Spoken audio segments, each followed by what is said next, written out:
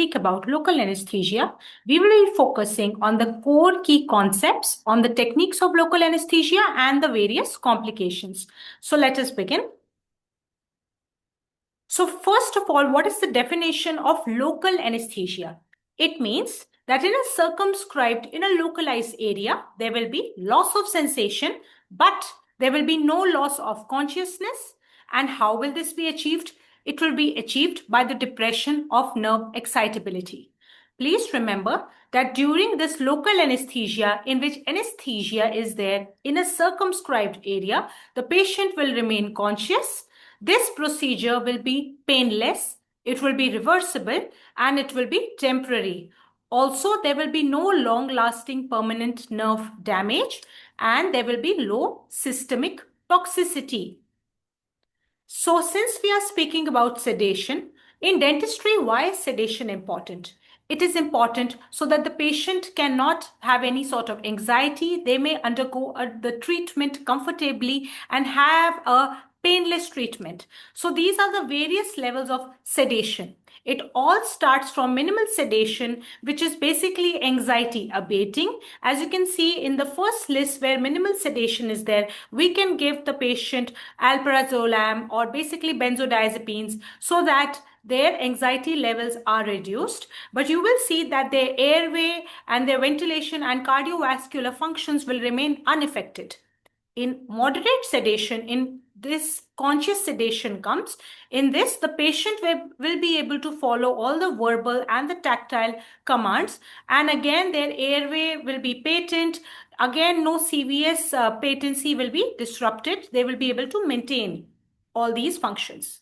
Then as we go towards general anesthesia, we go towards deeper sedation, we will see that now is the time when the patient will require intervention for their maintenance of airway, for maintaining ventilation, and for maintaining their cardiovascular function. So please remember, as we go down this plane, as we go from minimal sedation towards general anesthesia, their patency of their various organ systems will need to be maintained.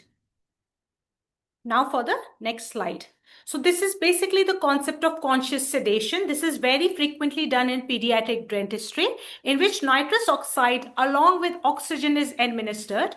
So the first level of nitrous oxide, which is generally given, is around 5% to 25%. In this, analgesia starts occurring. That is basically loss of pain sensation starts occurring. Anesthesia is not that profound. As we go to a higher level, that is between 25 to 45%, these patients will now enter the laughing gas state. They will be in a euphoric state. So they'll be able to maintain their verbal response, but marked analgesia will be there. Anesthesia will also be profound. And finally, once the nitrous oxide is increased, that is, it is beyond 45%, to 60%, this is the time when both anesthesia and analgesia will be quite marked, and also there will be signs of amnesia. So this is a broad distinction or a difference between local anesthesia and general anesthesia. In GA, your site of action is your CNS, whereas in local anesthesia, as I have mentioned, it is going to be circumscribed, localized area. The site of action will be your peripheral nerves. As I said, the area involved will be restricted, whereas in GA, your whole body will be affected. Consciousness will be retained in LA, but in GA, it will be lost.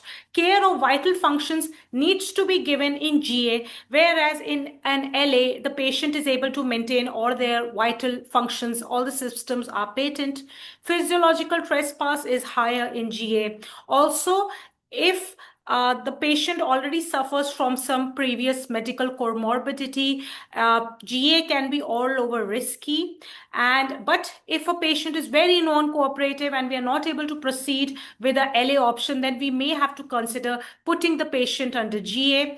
Again, for major surgeries, GA is much more preferred, whereas for minor surgeries, LA is preferred. So you can again pause on this slide to just go through the various differences between the two. So since we're just speaking about GA, I'd just like to cover that there are 4 stages of GA. In GA, the first stage is the stage of analgesia, where the patient starts getting that relief from pain. Stage 2 is the delirium phase, or also written as excitement phase, where the breathing pattern now starts to get affected. The patient may get agitated. And the stage 3 is the stage, it's the plane of surgical anesthesia. This is the stage in which we do the operation or the major surgery is performed. The patient is now unconscious, they are absolutely ready for surgery. We don't want the patient to proceed to stage 4, which is a stage of medullary paralysis, where basically respiratory and cardiac failure occurs. So please remember, it is stage 3. That too, there are various planes in these stages. So it is stage 3, surgical anesthesia phase, which is the preferred phase or the preferred stage, in which the respiration is, it will now be controlled mechanically, and muscle relaxation is profound. So major surgeries can be performed in this stage 3. So these are the 4 stages of GA. Never let the patient go in stage 4, that is stage of medullary paralysis. Now let us come back to the topic at hand, which is LA, local anesthesia. So since we are talking about local anesthetics now, we know that local anesthetics are able to cause loss of sensation in a circumscribed area without causing loss of consciousness. So there have to be some properties of LA